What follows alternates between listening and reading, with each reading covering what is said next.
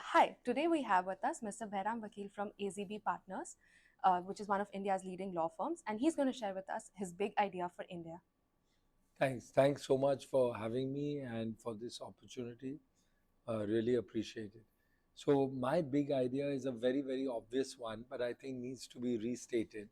And the big idea is education and healthcare.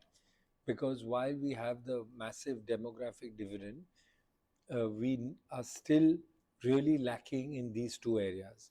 And the focus is on jobs, rightly so, because otherwise it becomes a real issue if you have massive youth unemployment. And the way to get these jobs is if you have skilled youth, then the jobs will come. That's exactly what happened in a China or Vietnam or any of those countries we are trying to emulate today, is that if you have pools of skilled capital, then the domestic players and all the international players will come because they need that. So I think the focus should be on that. We've had already super first step that now every kid is in school. So we need to focus on the quality. People don't drop out before they finish school. And then, of course, all the way, colleges and so on, or you may have also, vocational institutes. I think we've talked about it a long time, like in Germany, they have the apprentice programs. So I think that's the one. And the second is a huge worry that 35% of our youth has malnutrition.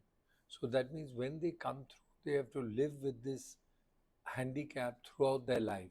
So it is very difficult to have a world class uh, job pool if you have 35% malnutrition. And that is why I say there's no one else who can do it. It has to be the government. Right. So I think my big question for you would be that in this development of education and investments into health, education, development of our human capital, what role do you think the government should play, and what role should the private sector play?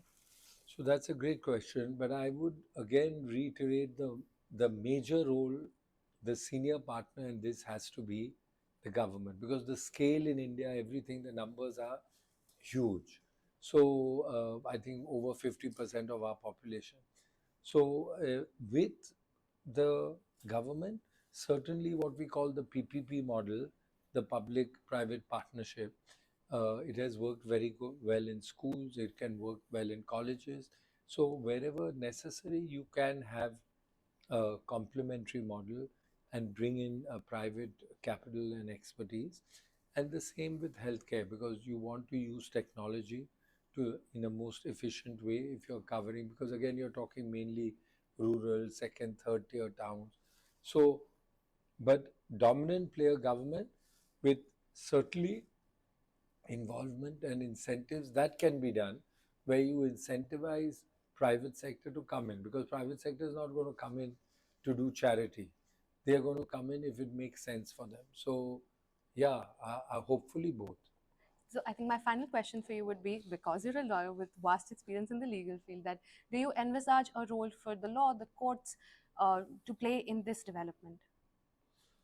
Well, again, that's a great question. I think because in both the situations, it's heavily regulated. We had the NEP policy, which is a fantastic starting point. Now it has to be implemented. So certainly the courts will have an important role in, because they will have to go give the judgment, see how it works on the ground level. So I do hope that they take a practical view and make it as progressive as possible. And the same in healthcare, because there will always be privacy issues. I think we should use technology as much as possible. So hopefully, again, the judiciary plays a positive role and does not restrict what the government and the private sector is trying to do in this very crucial area. Okay, thank you so much for explaining to us what you think India's priorities should be in the coming years in terms of health and education, and what role the law can play in it. Thank you so much for sharing. Thank you.